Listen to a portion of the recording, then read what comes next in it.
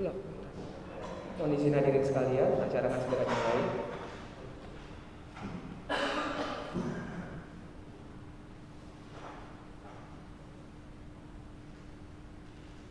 Bismillahirrahmanirrahim. Assalamualaikum warahmatullahi wabarakatuh. Alhamdulillahirabbil alamin, wassalatu wassalam ala asrofil anbiya wal mursalin sayyidina Muhammadin wa ala alihi wa ashabihi ajmain. Rabbi shrahli sadri wa yassirli amri wahlul 'uqdatam min lisani yafqahu qawli, amma ba'du. Puji syukur kehadirat Allah Subhanahu wa taala yang telah melimpahkan rahmat, taufik, hidayah dan inayahnya kepada kita semua sehingga kita dapat berkumpul pada pagi hari ini dalam kegiatan bimbingan mental yang rutin dilaksanakan di Bea Cukai Langsa. Tak lupa sholawat serta salam kita junjungkan kepada Nabi besar Muhammad SAW beserta keluarga dan para sahabatnya.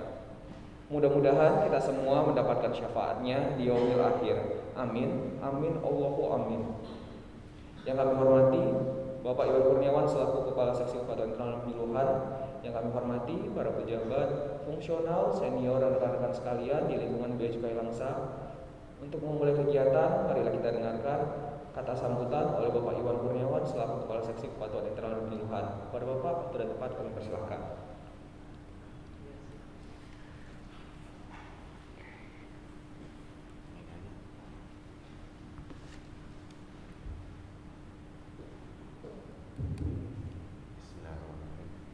Assalamualaikum warahmatullahi wabarakatuh. Alhamdulillahirabbil alamin. Di pagi yang luar biasa indah menjelang siang, suasana cuaca dengan cerah. Puji syukur kita panjatkan kepada Allah Subhanahu wa taala atas nikmat sempurna yang luar biasa kita terima pada hari ini. Kesehatan, kebahagiaan, kesejahteraan. Salawat dan salam semoga tercurah kepada junjungan Nabi besar Muhammad SAW. Yang saya hormati Ustadz favorit saya yang bukan yang pertama, sudah yang kesekian kali, Ustadz Awal Zikri. Selamat datang Ustadz. Dan yang saya hormati para pejabat, para pegawai, senior-senior saya di Bea Cukai Langsa ini. Alhamdulillahirrahmanirrahim, program rutin tiap bulan kita laksanakan terkait bintal. Seperti yang saya sampaikan pada acara bintal yang pertama, bahwa di pandemi ini kalau nutrisi untuk badan itu ya tinggal suplemen, makan makanan bergizi, istirahat cukup. Tapi untuk kolbu tidak ada lain kecuali siraman rohani seperti ceramah ini salah satunya. Selain dari kegiatan-kegiatan wajib kita yang fardu seperti sholat dan yang lainnya. Adapun saya mengucapkan terima kasih untuk Pak Ustadz untuk tidak bosan-bosannya menyampaikan hal-hal yang baik lah untuk kita agar para pegawai tidak bosan bekerja. Jadi tidak bosan-bosannya Pak Ustadz untuk tidak bosan menyampaikan pegawai supaya tidak bosan. Dalam satu kalimat 4 kali bosan. Jadi, ini seperti itu. Mungkin saya ingin menyampaikan ke teman-teman juga bahwa mungkin kegiatan ini sepertinya diwajibkan itu oleh kantor, tapi saya minta untuk para pegawai untuk meluruskan niatnya dulu. Niatkan untuk mencari ilmu, insya Allah pahala dapat, kewajiban juga dapat, kan combo jadinya. Bagus buat diri sendiri dan bagus juga oleh kantor. Banyak hal yang disampaikan nanti oleh Pak Ustadz, karena beliau saya yakin sudah sangat ahli dan mumpuni terkait masalah pelajaran agama ya, Islam terutama. Karena banyak hal yang nanti akan ditanyakan di kehidupan sehari-hari, cuma kita bingung mau nanya kemana. Nanya ke saya juga nggak mungkin lah, saya lebih parah mungkin dari teman-teman semua. Dan ini kita sudah hadirkan langsung ahlinya. Mangga silakan, kalau mau ada yang ditanyakan langsung, nggak usah segan-segan. Konteksnya mungkin sekarang terkait kegiatan korupsi ya, Bang Fuad ya. Tapi saya minta tolong Pak Ustadz, apabila nanti ada teman-teman yang menanyakan hal yang agak melenceng, saya sih berharap nggak melenceng ya, masih tetap di koridornya sesuai temanya. Tapi kalau nanti semua agak melenceng ya, saya mohon maaf Pak Ustadz untuk bisa dijawab ya. Dan saya yakin Pak Ustadz nggak boleh masalah ilmu.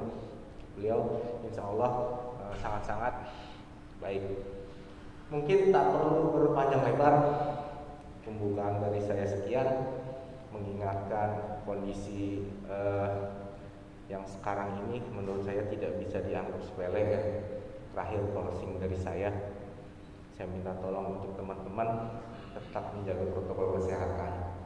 Corona bukan hilang, tapi bukan berarti kita juga harus takut, masih tetap ada di sekeliling kita, masih menghantui kita.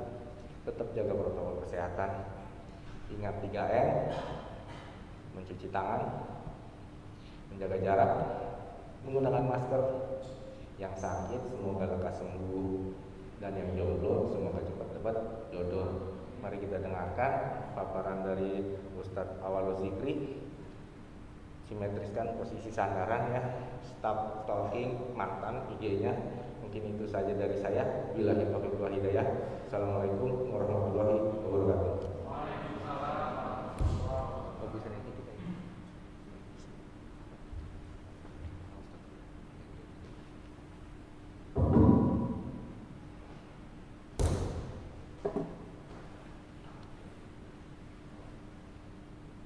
Terima kasih kami ucapkan kepada Bapak Iwan Kurniawan atas kata sambutannya. Selanjutnya jalannya kegiatan bimbingan mental akan kami serahkan kepada Ustadz Awal Zikri.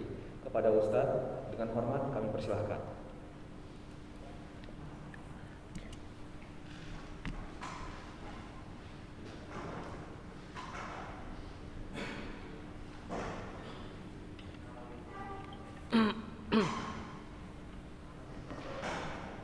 Bismillah. Assalamualaikum warahmatullahi wabarakatuh. Alhamdulillah. Alhamdulillahilladzi arsala rasulahu bil huda wa dinil haqq liyuzhirahu 'ala ad-din kullihi wa kafa billahi shahida. Allahumma shalli wa sallim wa barik ala sayyidil awwalin wal akhirin Nabiyyina wa habibina Muhammad wa ala alihi wa sahbihi ajma'in. Rabbi shrah li sadri wa yassir li amri wa hlul 'uqdatam min lisani yafqahu qawli. Amma ba'd. Penghormatan kita kepada Bapak Iwan Kurniawan, juga para pejabat di kantor Bea Cukai Kota Langsa ini, dan seluruh hadirin wal hadirat jamaah Bintal. Mudah-mudahan pada hari yang penuh berkah ini Allah Subhanahu wa taala karuniakan kepada kita ilmu-ilmu yang baru, ilmu-ilmu yang akan menuntun kita kepada ridha dan surganya.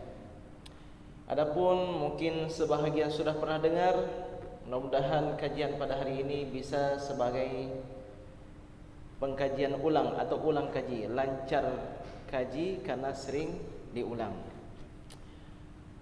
Pertama sekali, agar kita meraih keberkahan, meraih kebahagiaan, mari Bapak dan Ibu sekalian kita memperbanyak syukur kepada Allah Subhanahu wa taala. Karena orang yang banyak syukur bahagia hidupnya.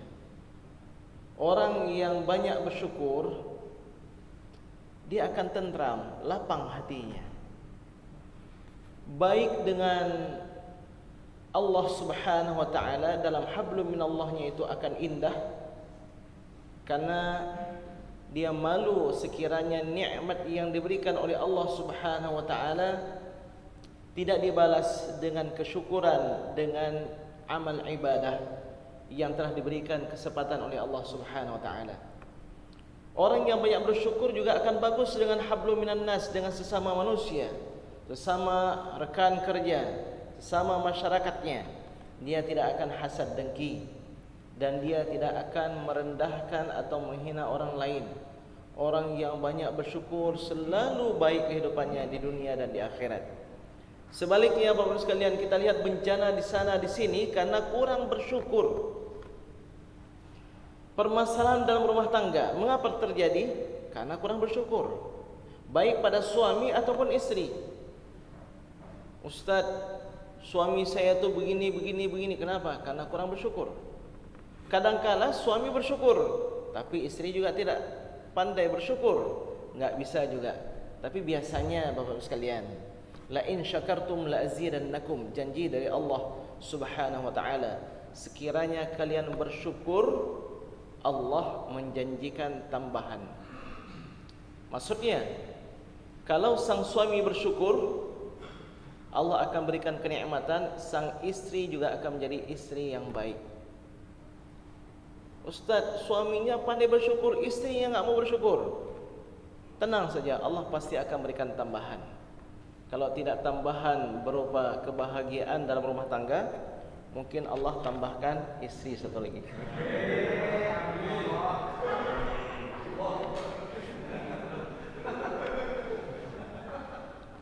Maka ibu-ibu sekalian, banyak-banyak bersyukur. Karena kalau suami pandai bersyukur, ibu tidak pandai bersyukur, takutnya tambahannya itu berupa satu rumah lagi.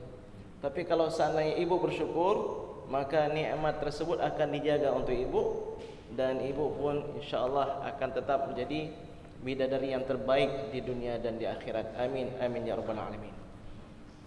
Permasalahan yang kita angkat sekarang ini, atau yang diminta untuk dibahas dalam kajian bintal ini, korupsi. Kenapa muncul korupsi? Karena kurang syukur. Enggak pernah merasa puas, enggak ada qanaahnya, tidak ada ridha dan syukur kepada Allah Subhanahu wa taala. Sehingga apa yang sudah, hadis ini sahih diriwayatkan oleh Imam Al-Bukhari, seorang sahabat Nabi yang bernama Hakim bin Hizam. Hakim bin Hizam radhiyallahu anhu dulunya adalah orang miskin, orang yang suka meminta-minta, wabil khusus kepada Rasulullah sallallahu alaihi wasallam. Kenapa? Karena Rasulullah di antara akhlak beliau, siapapun yang minta tidak pernah ditolak oleh beliau. Hakim datang, "Ya Rasulullah, a'tini, ya Rasulullah berilah untuk saya." Rasulullah SAW memberikan sesuatu untuk Hakim. Pemberian itu juga sudah berharga, tapi Hakim kembali meminta, masih dalam kesempatan itu, belum pulang lagi Hakim. "Ya Rasulullah, a'tini." Oleh Rasulullah SAW diberikan lagi untuk Hakim. Hakim bin Hizam kembali, "Ya Rasulullah, a'tini." Padahal yang diberi oleh Nabi sudah lebih dari cukup. Tapi Hakim minta kali ketiga, dan Rasulullah SAW tetap memberi. Masya Allah. Namun setelah 3 kali, disinilah peluang seorang murabbi memberikan tarbiyah, seorang pendidik memberikan pendidikannya. Nabi bersabda, yang kiranya ini bisa menjadi pengajaran bagi kita semua untuk banyak-banyak bersyukur kepada Allah Subhanahu wa taala. Ya Hakim, wahai Hakim, inna hadzal mal, sesungguhnya harta ini hilwatun khadirah, indah dilihat dan menyenangkan,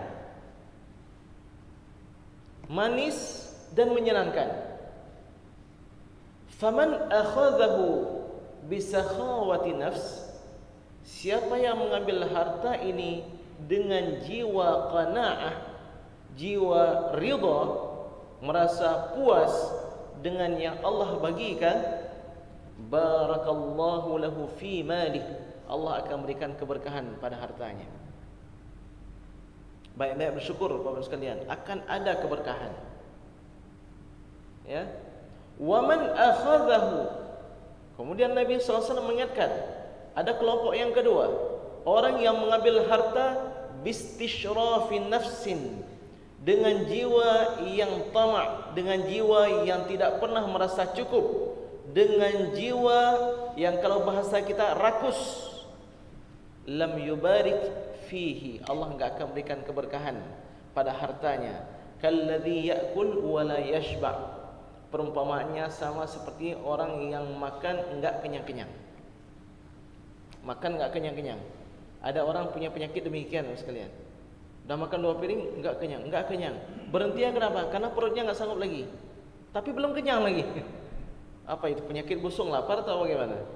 Pokoknya enggak kenyang-kenyang. Kemudian Nabi SAW bersabda, al-yadul ulya, tangan di atas, khairun, lebih baik, minal yadis sufla, daripada tangan yang di bawah. Kalau kita melihat kenyataan di tengah masyarakat kita, mengapa ada jiwa tamak? Mengapa ada jiwa rakus?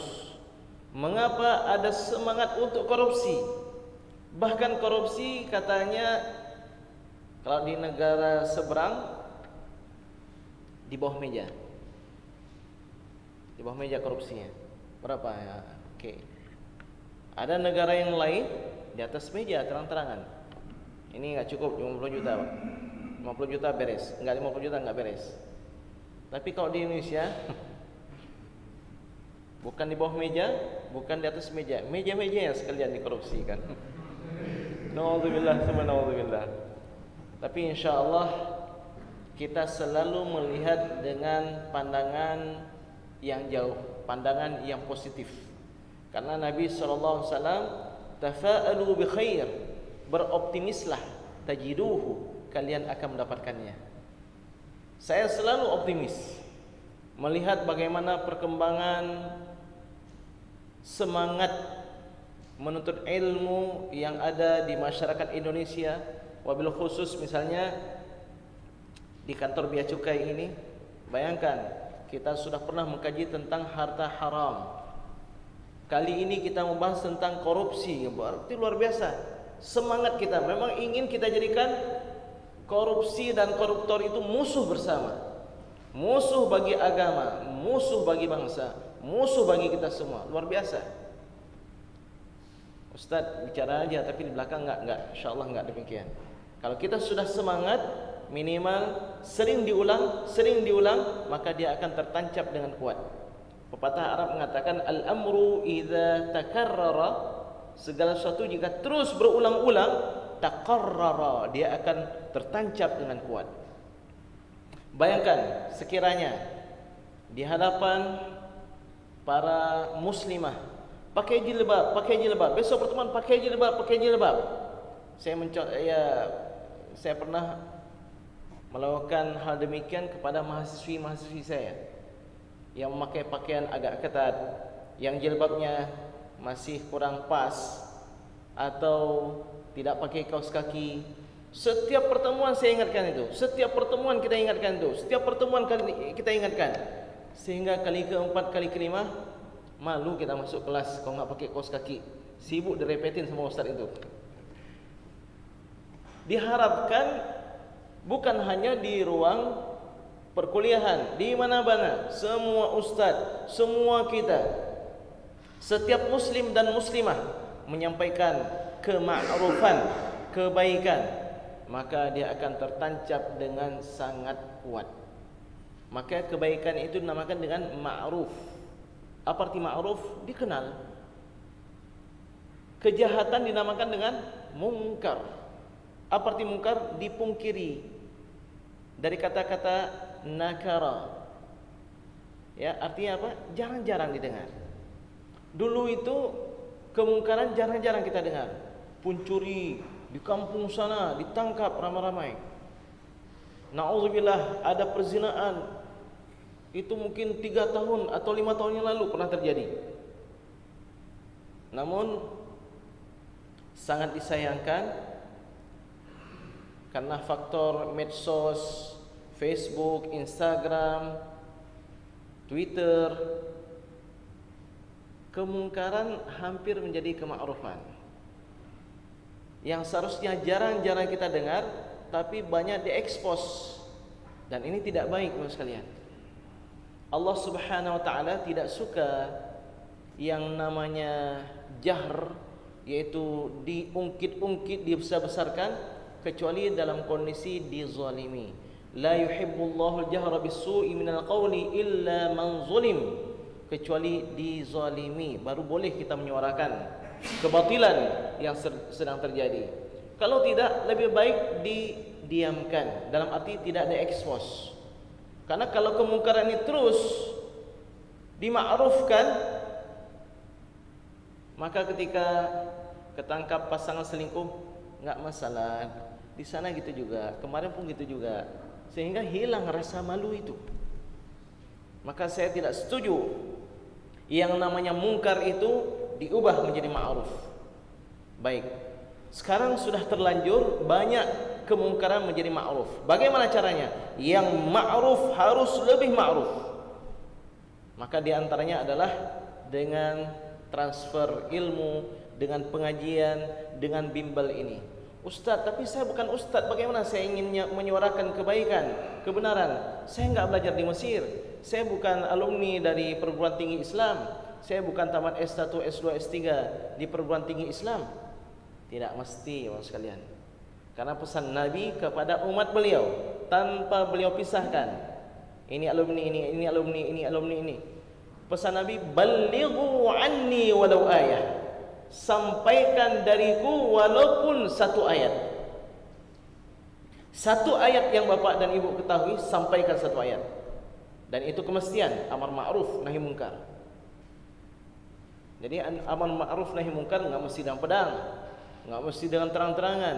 Kita lihat seseorang salatnya tidak tepat, selesai salat kita tunggu, kemudian kita dekati. Dek, tadi salatnya kurang tumakninah, terburu-buru kamu salatnya.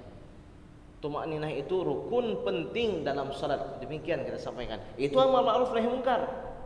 Bukan berarti kita angkat dia, kita masukkan dia ke dalam penjara karena kamu salatnya tidak beres dan seterusnya, tidak mesti. Jadi ballighu anni walau ayah, sampaikan dariku walaupun sepotong ayat. Tapi diingat, kalau satu ayat saja yang kita tahu, jangan sampaikan dua ayat, itu menyesatkan orang lain. Taunya hanya satu. Lalu kita ditanyakan sesuatu yang lain, mulailah kita mereka-reka, menggunakan logika kita. Ini yang tidak boleh. Yang saya tahu itu saja. Oh, kamu baru tahu itu, sudah bicara-bicara. Ya, itu saja yang saya tahu. Saya sampaikan itu. Ini kewajiban kita Bapak sekalian. Jangan sampai pada hari kiamat nanti, ketika sahabat kita, orang yang kita kenal, orang yang kita sayangi, keluarga kita, famili kita, dipanggil oleh Allah Subhanahu wa taala, dihisab. Kamu tahu enggak korupsi itu berdosa? Kamu melakukan penyelewengan uang negara, uang kantor, uang yayasan dan seterusnya. Saya tidak tahu ya Rabb.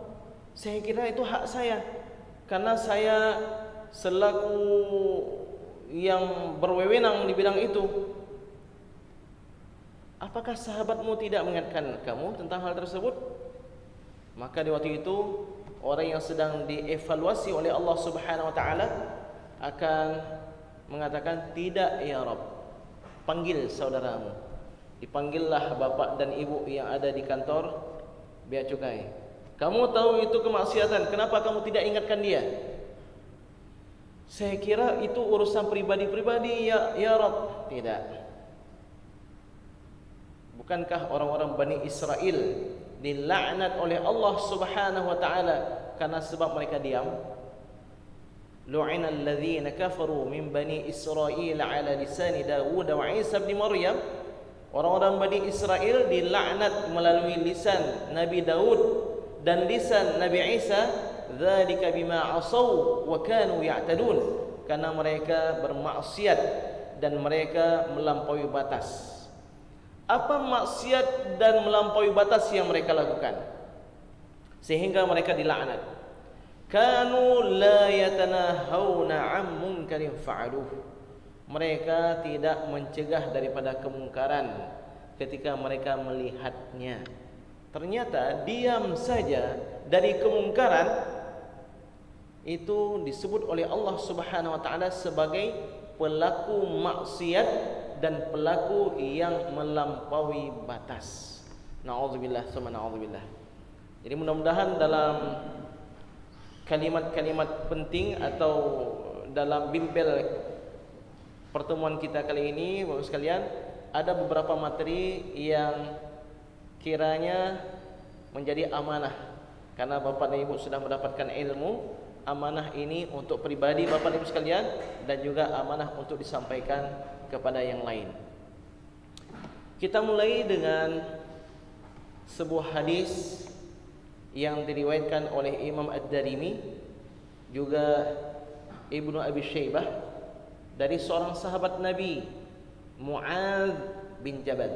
Siapa Mu'adz ini? Sahabat Nabi yang paling faham tentang halal dan haram. Ini cuaca yang nikmat, angin Masya Allah ya. Materinya pun tentang ringan ya. Ada sebahagian kita berat, ada sebahagian kita terlalu ringan sehingga terbawa ke alam maya. Bapak sekalian, kita ini harus semangat ini materi ini. Mu'adz bin Jabal radhiyallahu anhu mengatakan, Rasulullah sallallahu alaihi wasallam bersabda, "La tazulu qadama 'abdin." Kaki manusia pada hari kiamat enggak akan bergeming, tetap dalam posisi begini hatta yus'al an arba', sehingga ditanyakan 4 perkara. Ketika manusia dibangkitkan dari kuburnya, dihalau ke padang mahsyar, di padang mahsyar manusia berdiri tegak begini, enggak sanggup bergerak, sehingga Allah bertanya kepada dia 4 perkara, barulah dia sanggup menggerakkan kakinya. Berat, kondisi di waktu itu sangat berat. Maka carilah kesempatan untuk memperbaiki hari tersebut ketika kita hidup di dunia. Di dunia kita bisa melakukan perubahan-perubahan, bisa meningkatkan kesejahteraan. Di akhirat enggak ada peluang Bapak sekalian untuk meningkatkan kesejahteraan kecuali karena faktor apa yang pernah kita lakukan ketika hidup di dunia. Yakinlah, karena sekarang kita berbuat, melakukan amalan, enggak kita lihat balasannya. Pada hari akhirat balasan kita mau beramal tidak bisa lagi. 4 pertanyaan yang akan Allah tanyakan kepada setiap kita. Semua kita dipanggil satu persatu Bapak sekalian. Semua dipanggil, wahai fulan bin fulan, datanglah, majulah. Ada sebuah riwayat mengatakan dipanggil kita dengan nama ibu kita, wahai fulan bin fulanah, majulah. Ada riwayat mengatakan demikian. Kenapa bin fulanah bukan bin fulan? Karena Allah ingin menutup aib para hambanya. Di antara para hamba ada anak yang lahir tanpa punya ayah, ayah yang syar'i. Jadi Allah ingin menutup aib para hambanya, memanggil dengan wahai fulan bin fulanah.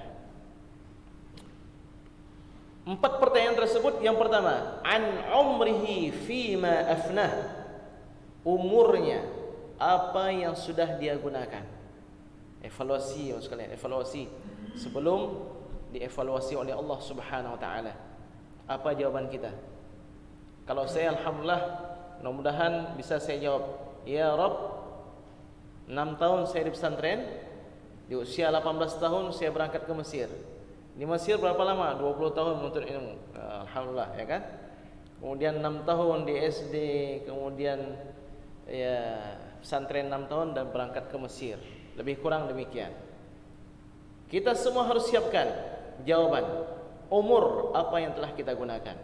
Yang kedua, wa an jasadihi fima abla, badan kita dari ketika kita mukallaf di usia 15 tahun, badan kita kuat, tegap, sehat, lalu menjadi tua, mulai terserang penyakit ini, penyakit itu, sampai akhirnya kita meninggal dunia. Fisik ini apa saja yang sudah kita lakukan. Dan yang ketiga, wa an malihi, Allah akan bertanya tentang harta. Unik tentang harta, ditanya bukan 1, 2. Umur 1 pertanyaannya, badan tubuh 1, tapi yang namanya harta 2 pertanyaannya. Dari mana didapatkan? Kemana diarahkan? Dan yang keempat adalah wa an ilmihi, ilmunya, fima amila bih, apa yang telah dia amalkan dari ilmu yang dia dapatkan. Bapak Ibu sekalian yang dimuliakan oleh Allah Subhanahu wa taala. Banyak orang menganggap harta itu sepele. Tidak, harta tidak sepele. Ini buktinya. Ditanyakan dua. Ada sebahagian kita memahami yang penting kan harta itu setelah saya dapatkan, apakah dari halal ataupun haram, yang penting kemana saya tempatkan. Untuk makan saya, untuk makan minum istri saya yang baik, kami enggak beli babi, enggak beli minuman khamar. Kemudian kami bangun masjid, kami memberikan sedekah. Tidak, Bapak sekalian. Itu baru separuh yang akan ditanyakan. Dari mana kita dapatkan? Itu akan menjadi pertanyaan yang sangat penting untuk kita siapkan pertanggungjawabannya. Terlebih lagi, harta yang haram tidak berguna kebaikan yang kita lakukan dengannya. Kita naik haji sia-sia. Kita mengatakan labbaik Allahumma labbaik. Ya Allah, aku menyahut seruanmu ya Allah. Kita berumrah labbaik Allahumma labbaik. Tapi dari yang haram, dari yang syubhat, dari korupsi, dari suap dan seterusnya, datang jawaban dari Allah Subhanahu wa taala. Di dunia kita enggak dengar, tapi nanti pada hari akhirat akan diputar lagi itu film kita. Allah menjawab, la labbaik wala sa'daik. Tidak aku sahut seruanmu dan tidak ada kebahagiaan bagimu. Mat'amuka min haram, makananmu dari haram. Zaduka min haram, bekalan yang engkau bawa, kendaraan yang engkau tunggangi, atau biaya untuk terbang dari Indonesia ke Arab Saudi dari haram. Allah tidak terima. Rasulullah SAW juga mengingatkan, makanan yang haram, karena sebab masuk ke dalam perut kita 40 hari Allah enggak terima amal ibadah kita. Belum lagi siksaan-siksaan yang lain seperti di dalam kubur. Ya Rasulullah, mata fulan syahidan. Ya Rasulullah, di medan peperangan meninggal si fulan, meninggal dalam kondisi syahid. Rasulullah SAW sabda, sungguh Allah sedang memperlihatkan bagiku dia di dalam kuburnya sedang disiksa, dinyalakan api sebab sepotong kain yang dia ambil di medan perang. Kain yang didapatkan di medan perang itu masuk dalam ghanimah, harta rampasan perang. Harta rampasan perang belum boleh dimanfaatkan, belum boleh dimiliki kecuali setelah selesai perang, lalu dibagikan secara adil oleh pimpinan kepada semua prajurit perang.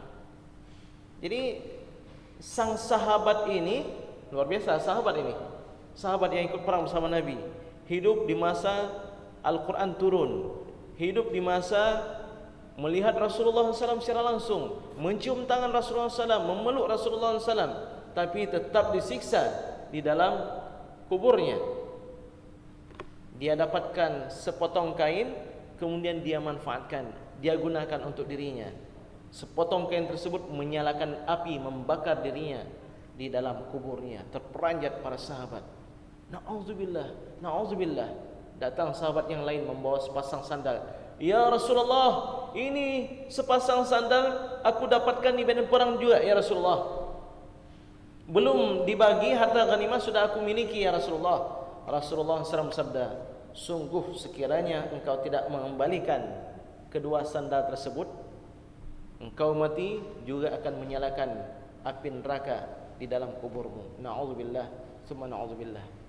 Ada di masa kita sekarang ini bukan sepotong kain, bukan sepasang sandal, tapi baju lengkap dari uang korupsi, mobil mewah dari uang korupsi. rumah yang megah dari uang korupsi. Lalu dia santai-santai saja. Tidak, Anda tidak akan bisa santai. Anda ingin menunjukkan bahwa Anda bahagia, tapi hakikatnya di dunia pun Anda tidak bahagia, karena pasti Anda menzalimi orang lain. Korupsi itu kan zalim, sekalian. Zalim, menzalimi negara, menzalimi bawahan, menzalimi orang yang berurusan dengannya, dan seterusnya dan seterusnya. Saya melihat di dalam kamus bahasa Inggris, korupsi itu kan dari bahasa Inggris, korup ya. Korup itu bermakna jahat, karena pelakunya itu jahat. Korup juga bermakna buruk, karena pelakunya itu pasti dianggap buruk. Kemudian korup juga bermakna rusak, akalnya sudah rusak. Tatanan bagaimana struktur atau infrastruktur dalam pemerintahan juga menjadi rusak. Yang seharusnya buat KTP misalnya nggak dipungut bayaran, kecuali mungkin biaya foto atau biaya kartu tersebut. Ini untuk pengurusan perlu 5.000, perlu 50.000, perlu 25.000 dan seterusnya. Itu juga adalah korupsi. Nanti kita akan jelaskan. Kemudian menyuap. Korup juga bermakna menyuap, dan korup juga bermakna mengubah. Yang seharusnya kemari langsung, ini diubah menjadi kesana karena ada istilah urusan kalau bisa dipersulit kenapa dipermudah. Tidak, ya. Yang seharusnya kita penyayang dengan para hamba Allah Subhanahu wa taala, dengan saudara-saudara kita. Kalau urusan bisa dipermudah, jangan dipersusah. Dalam kamus besar bahasa Indonesia, korupsi bermakna penyelewengan atau penyalahgunaan uang negara atau uang perusahaan dan sebagainya untuk keuntungan pribadi atau orang lain. Saya tidak membaca dalam undang-undang KPK apa makna korupsi dan seterusnya, tapi saya akan membawa kepada syarak, kepada fikih Islam. Bagaimana korupsi? Korupsi, Bapak sekalian, dari definisi-definisi tersebut ada dua hal yang disebut dalam fikih Islam. Yang pertama adalah khianat terhadap amanah. Kita diamanahkan pada suatu pekerjaan, sudah ada gajinya, kita ingin tambahan gaji tersebut.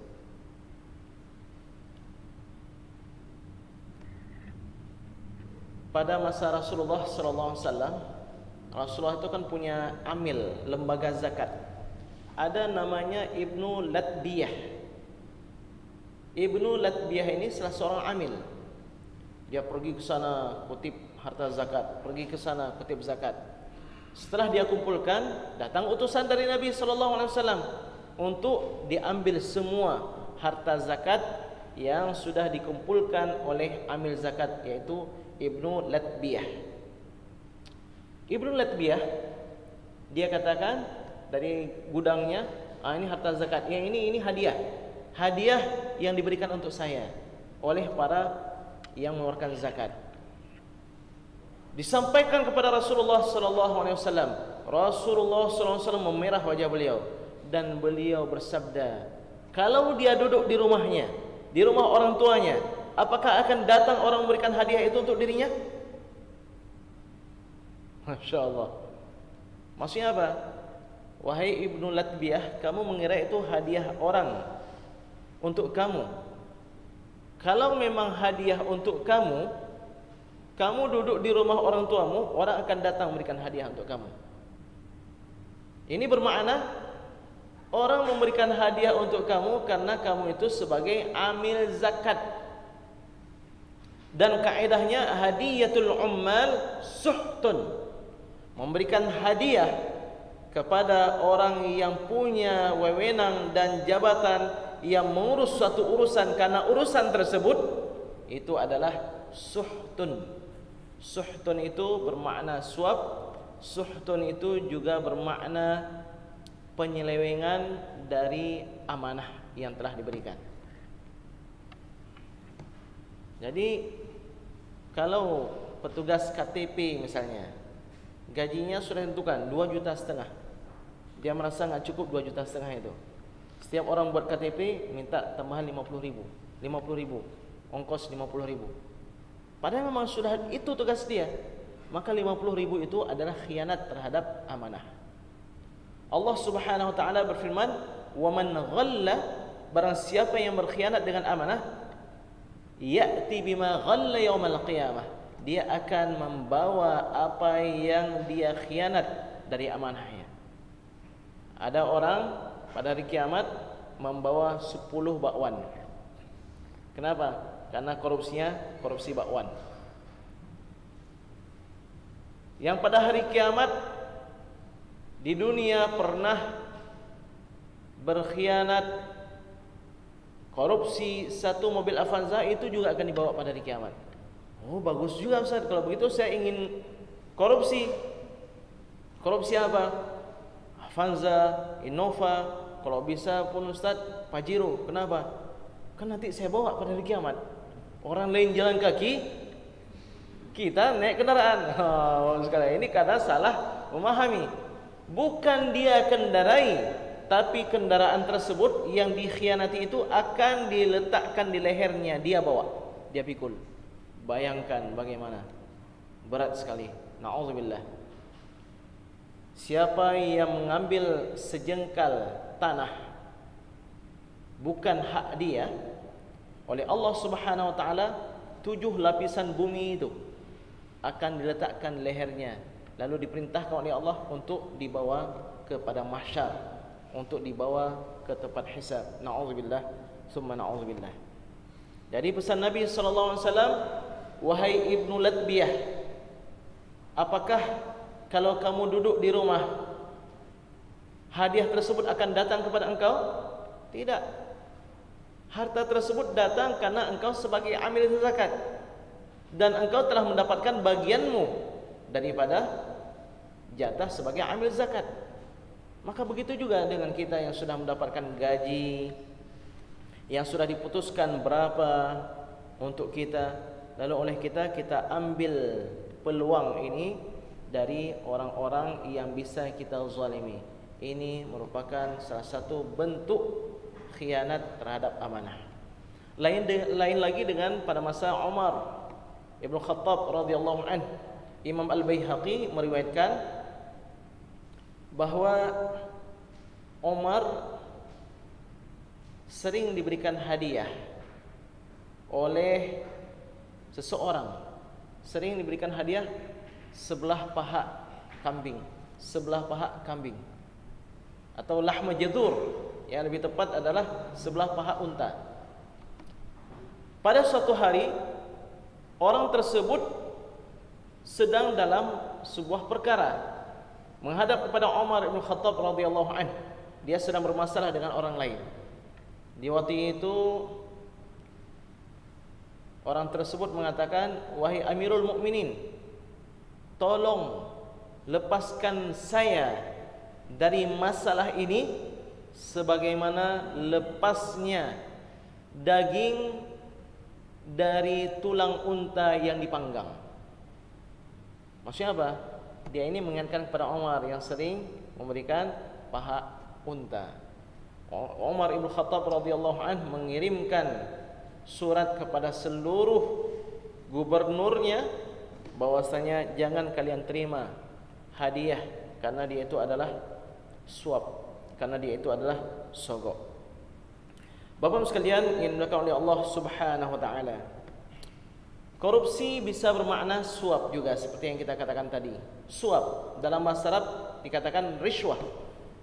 Orang suap itu dilaknat oleh Allah Subhanahu wa taala, dilaknat oleh Rasulullah sallallahu alaihi wasallam.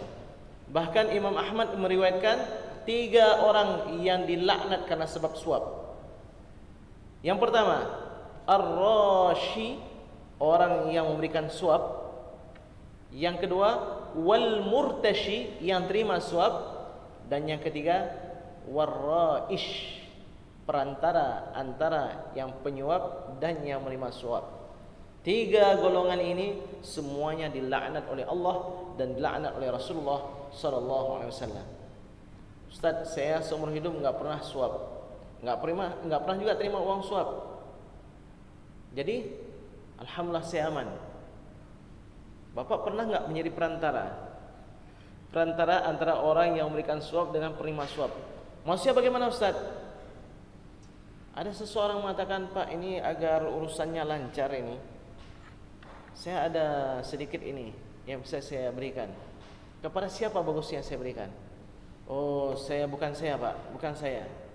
Tapi biasanya orang-orang dalam masalah ini pergi ke Bapak Fulan. Bapak pergilah ke Bapak Fulan. Ada nomor HP-nya? Ada, ini nomor HP-nya. Kita menjadi perantara. Kita pun masuk dalam laknat Allah dan laknat Rasulullah sallallahu alaihi wasallam. Na'udzubillah. Ini kemungkaran. Diam. Jangan kita arahkan orang lain sehingga melakukan kezaliman, melakukan sogok menyogok yang diharamkan dalam syarak. Jadi Ustaz, bagaimana dikatakan riswah itu haram? Riswah memberi atau menerima harta dengan tujuan menghakkan yang batil dan membatilkan yang hak. Nah, itu dia. Kita tidak berhak untuk selamat dalam perkara ini. Lalu kita sogok, kita berikan uang sehingga kita yang seharusnya kena hukuman bisa selamat.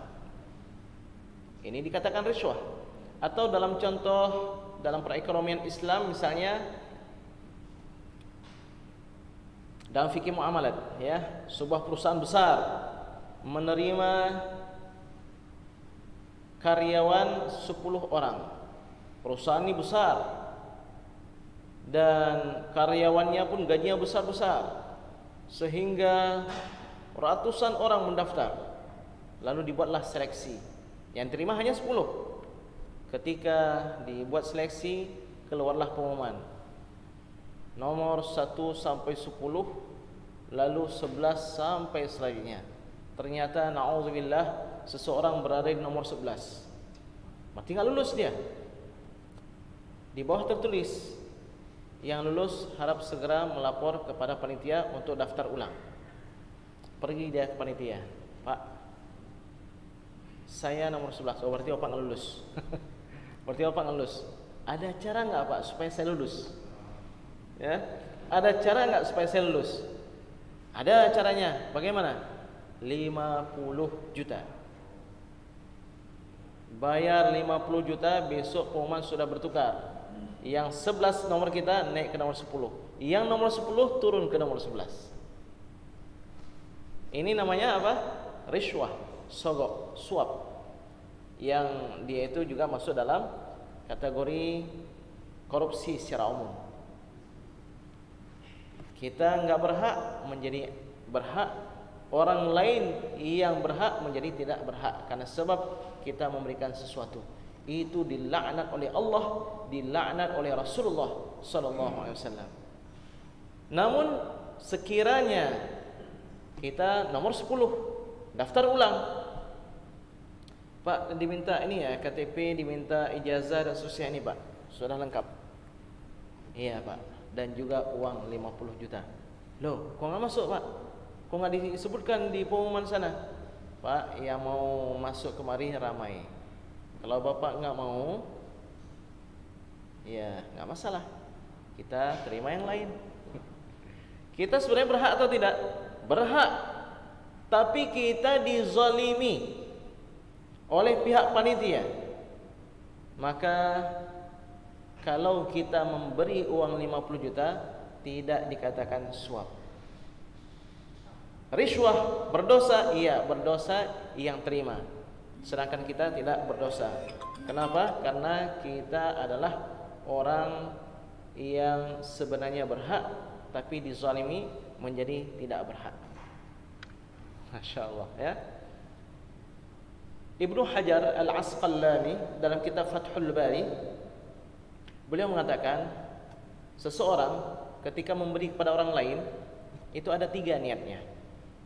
Yang pertama, supaya lebih dekat, dia lebih sayang, lebih perhatian. Yang kedua, ingin bantuannya. Yang ketiga, ingin hartanya. Seseorang memberikan hadiah kepada orang lain ada 3 niat. Meraih perhatian, kasih sayang, atau bantuan, atau harta. Dari 3 niat terbaik nomor 3. Orang yang tidak punya uang, orang yang hartanya pas-pasan, dia punya hajat, dia berikan uang atau dia berikan hadiah kepada orang yang kaya raya, terkenal pemurah. Dia berikan sesuatu, harapannya apa? Dibalas dengan pemberian yang lebih banyak. Dasarnya demikian sekalian, ya, dasarnya. Karena pesan Nabi SAW, kalau kalian diberikan kebaikan, balaslah kebaikan itu. Ini makna ini seperti lenyap di tengah masyarakat kita. Bahkan orang kaya pun ketika diberikan oleh orang miskin satu tandan pisang atau kelapa muda, oh alhamdulillah, terima kasih ya, terima kasih. Dia merasa apa? Ini rezeki dari Allah Subhanahu wa taala. Walaupun harta saya sudah melimpah dan seterusnya, tapi ternyata Allah masih mengirimkan ya kenikmatan untuk saya. Dalam Islam, pesan Nabi sallallahu alaihi wasallam, jika ada orang berbuat kebaikan kepada kalian, maka balaslah kebaikan tersebut. Kita punya harta banyak, ada orang memberikan hadiah, siapkan amplop. Atau ada sesuatu di rumah kita yang berharga, kita berikan. Ini akhlak para aulia, akhlak para ulama, akhlak para orang saleh. Ibnu Hajar mengatakan ada 3 niat orang memberikan. Dari 3 niat ini yang terbaik mana? Yang nomor 3.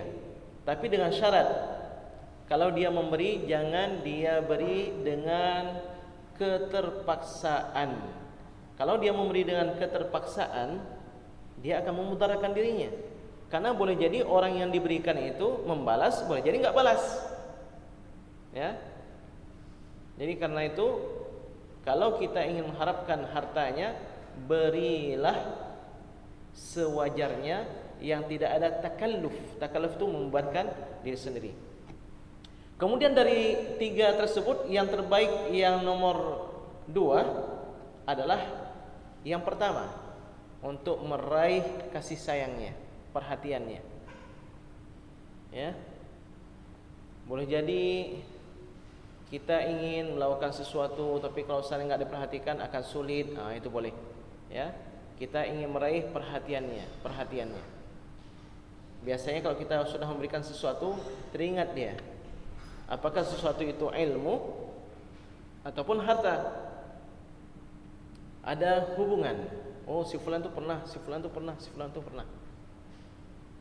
Kadang-kadang yang diberikan itu sedikit saja. Kita pergi ke Medan, naik satu taksi, tiba-tiba orang sebelah kita memberikan 1 botol aqua gelas. Kita akan mulailah terjadi dialog. Di mana tinggal Pak? Ya, di mana tinggal dan seterusnya. Usahakan ini yang sejenis, jangan yang beda jenis. Kalau beda jenis takutnya terjadi hubungan yang tidak baik ya. Oh baik sekali dek, di mana?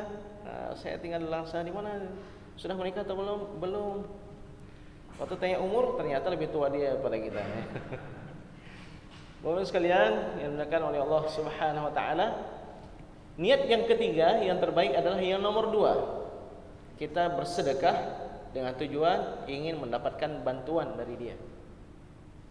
Maka ini tergantung kepada apa yang kita ingin dibantukan. Kalau kita dalam posisi kebaikan, kita mengharapkan bantuan dari dia, ini terpuji. Tapi kalau niat kita keburukan, maka bantuan dari dia adalah keburukan. Dan dia itulah yang dinamakan dengan rishwah atau suap. Baik. 3 hal ini Bapak sekalian jangan diterima kalau orang yang menerima itu hakim. Apa itu hakim? Yang mengurus urusan orang, atau pemerintah, atau hakim di mahkamah. Kenapa? Ditakutkan sang hakim ketika memutuskan hukuman nanti akan lebih cenderung kepada salah satu pihak yang sedang berkasus. Maka pemerintah atau hakim tidak boleh menerima hadiah dari siapapun, wabil khusus orang yang sedang dalam kasus yang sedang ditangani oleh sang hakim. Maka wajar hakim itu besar gajinya, supaya pemberian 100 ribu, 500 ribu, 1 juta itu enggak terasa apa-apa. Tapi kalau sang hakim itu miskin, ya, diberikan bantuan seperti itu, maka matanya akan berubah menjadi warna hijau atau warna merah. Bapak sekalian yang dimuliakan oleh Allah Subhanahu wa taala, demikian di antara materi yang penting untuk saya sampaikan.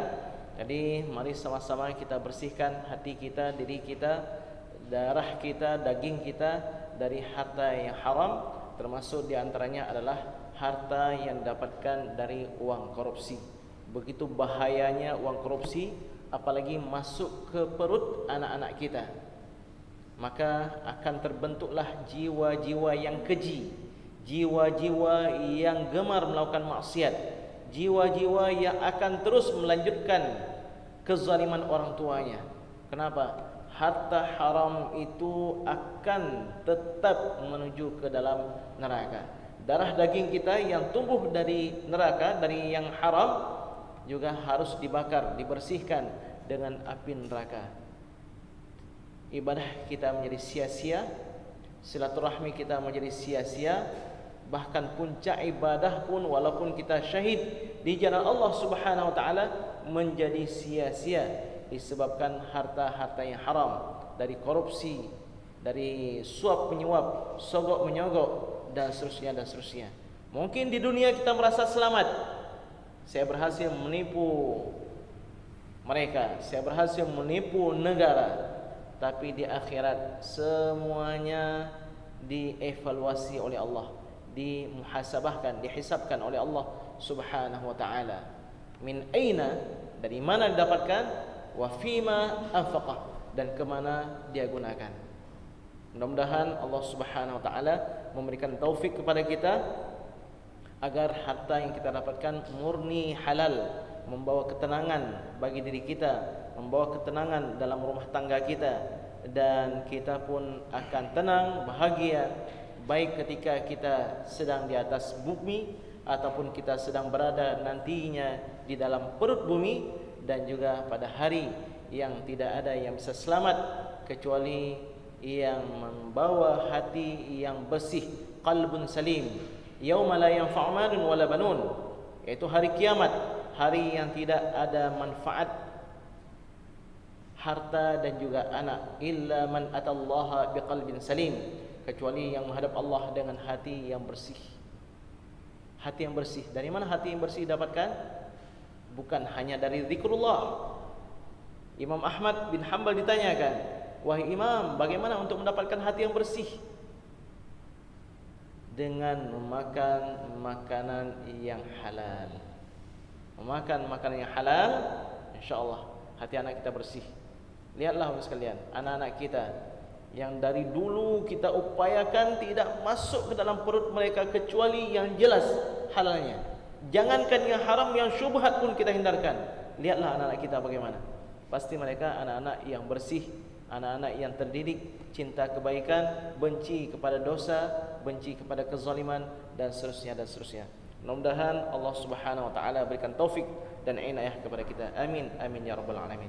Jazakumullah khairan. Mungkin ada bapak dan ibu yang ingin menyampaikan sesuatu, pertanyaan atau tanggapan. Ahlan wa sahlan. Baiklah.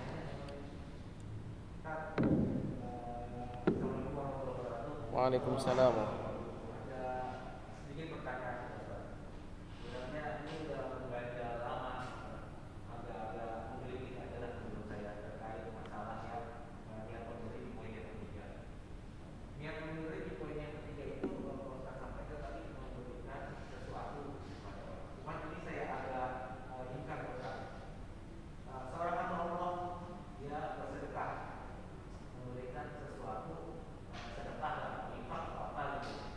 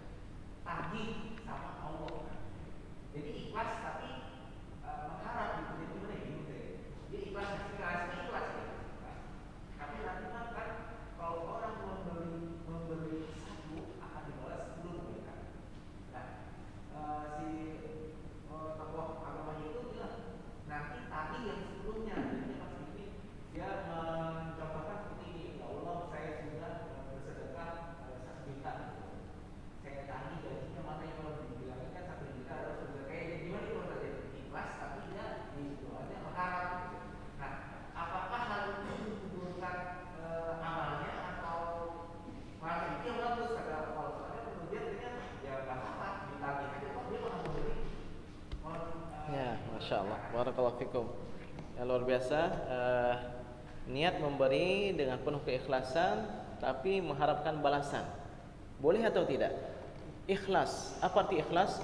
Ikhlas itu artinya murni. Murni hanya untuk lillahi ta'ala. Maksudnya apa? Dia dengan Allah. Dia minta balasan kepada Allah. Apakah itu mengurangi makna ikhlas? Tidak. Karena masih kita dengan Allah. Ya Allah, saya sudah memberikan makanan bagi orang yang lapar. Ya Allah, pada hari kiamat nanti di padang mahsyar aku lapar, berikan makan untukku ya Allah. Apakah itu menghilangkan makna keikhlasan? Tidak. Selama kita dengan Allah, hanya kita dengan Allah, itu makna daripada ikhlas. Ya, itu makna daripada ikhlas. Namun Imam Al-Ghazali mengatakan orang dalam melakukan ibadah ada 3 level. Ada level budak hamba sahaya, yaitu orang yang melakukan ibadah karena terpaksa. Budak kan nggak bisa melawan tuannya. Sang tuan mengatakan angkat ini, buat ini, nggak bisa melawan dia. Kecuali sang tuan itu orang yang bertakwa kepada Allah Subhanahu Wa Taala. Dia tidak akan membebankan kepada sang budak, melainkan sebatas kesanggupannya. Orang yang salat karena terpaksa, budak. Orang yang misalnya ibu-ibu pakai jilbab karena terpaksa, berarti budak. Susah hidupnya karena dirasakan keterpaksaan. Enggak pakai jilbab nanti ditangkap sama WH, ya. Begini-begini, nanti begini-begini. Itu karena ibadah yang dia lakukan dibangun dengan semangat keterpaksaan. Ada yang lebih baik, kata Imam Ghazali, yaitu ibadah yang dilakukan oleh sang hamba dengan semangat dagang. Pedagang, dia yang dia ingat apa? Kalau saya dagang untungnya berapa? Jadi sedekah ini untungnya berapa? Untungnya 10 kali lipat. Saya minta sama Allah, ya Allah 10 kali lipat ya. Padahal sebenarnya sedekah itu dilipat gandakan oleh Allah minimal 2, bisa jadi 10, bisa jadi 100, bisa jadi 700 balasannya, dan bisa jadi hingga balasannya tidak terhingga. Masya Allah. Ini tergantung kekuatan keikhlasannya. Makin tinggi tingkat keikhlasannya, maka akan semakin besar balasannya dari Allah Subhanahu Wa Taala. Jadi ibadah yang dilakukan oleh sang hamba dengan mengharapkan balasan, mengharapkan imbalan, itu adalah ibadah dengan semangat pedagang. Ini 3 ini terpuji semua. Namun level kedua lebih bagus. Ya Allah, saya sudah menahan hawa nafsu saya ya Allah. Janjinya surga ya Allah. Siapkan bagi saya bidadari ya Allah. Siapkan bagi saya istana ya Allah, dan seterusnya. Ya. Ini semangat pedagang.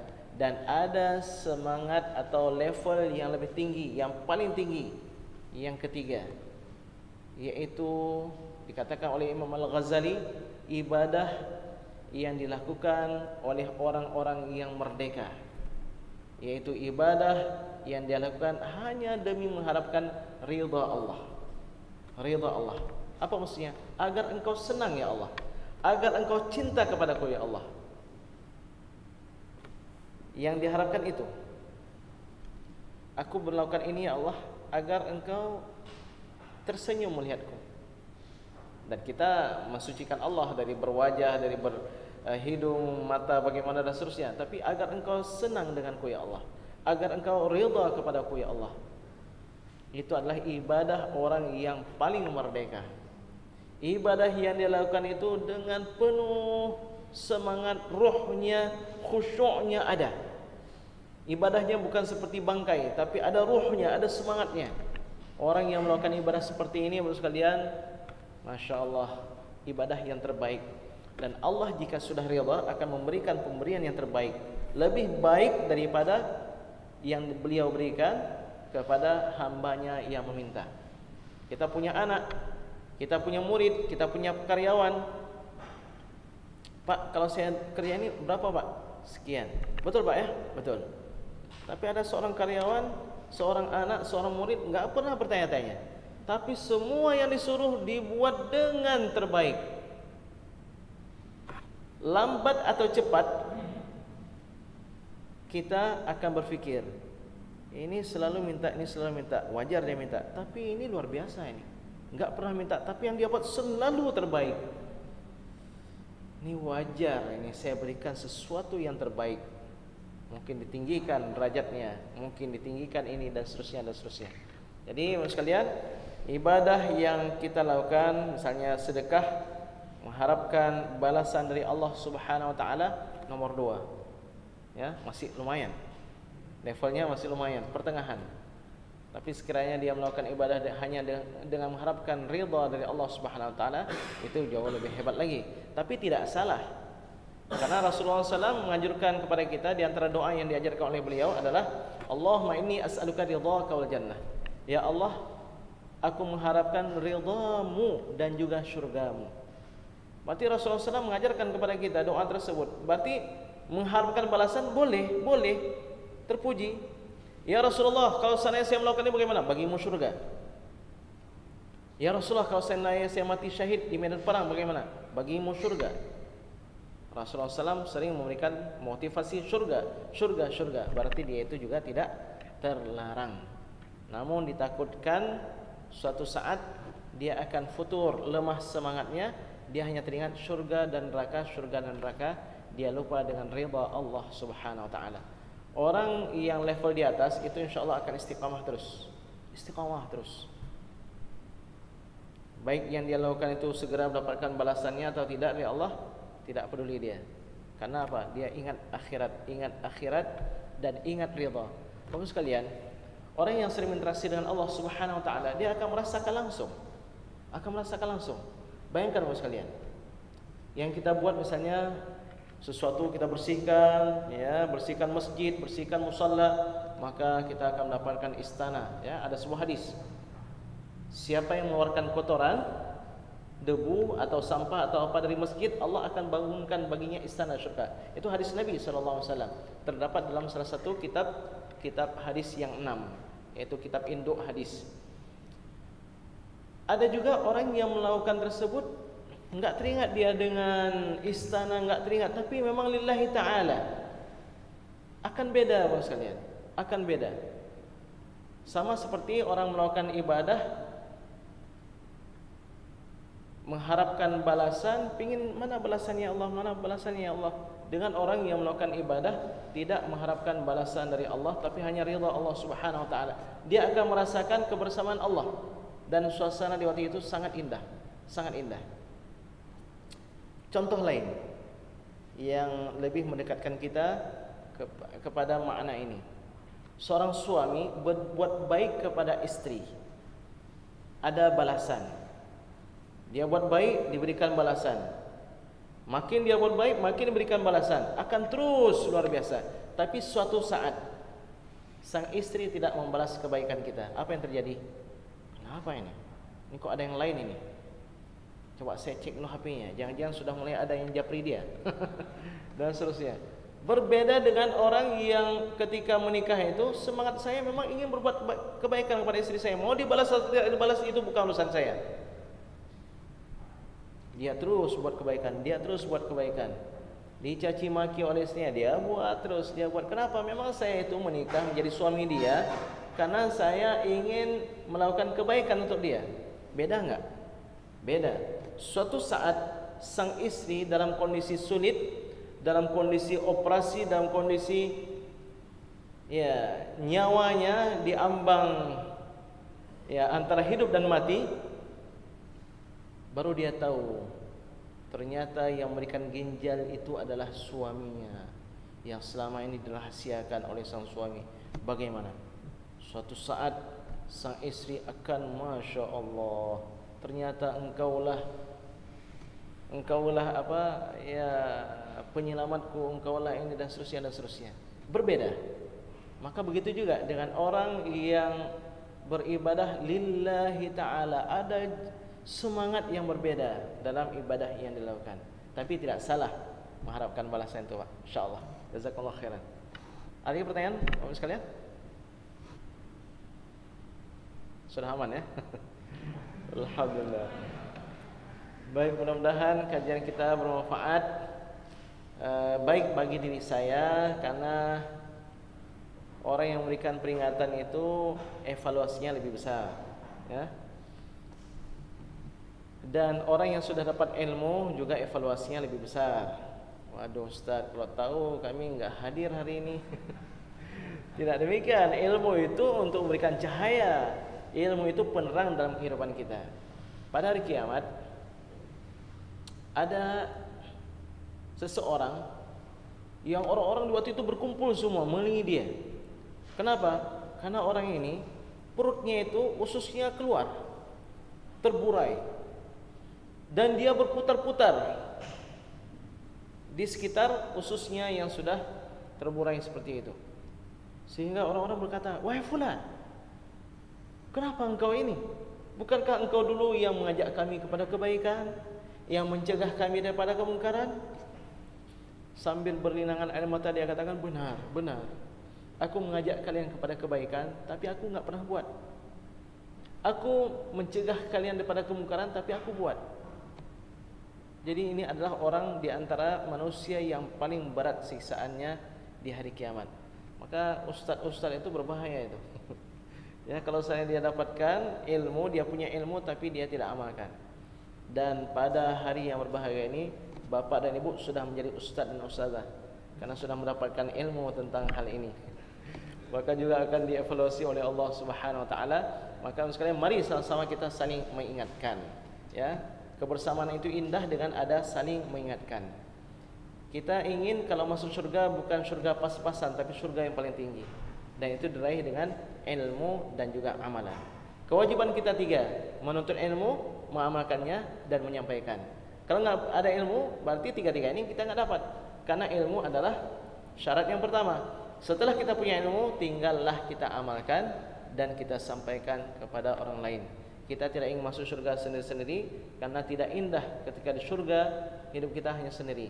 Kita ingin ketika di surga bapak dan ibu semuanya ada. Masya Allah. Kita bisa bersilaturahmi, ya, bersilaturahmi kepada Pak Iwan, Masya Allah, bersilaturahmi kepada Pak Fuad dan bapak dan ibu yang lainnya, Masya Allah. Mudah-mudahan Allah Subhanahu wa taala wujudkan keinginan kita tersebut. Amin amin ya rabbal alamin. Bila kurang saya mohon maaf. Aqulu qouli hadza wa astaghfirullah li wa lakum. Wassalamu alaikum warahmatullahi wabarakatuh.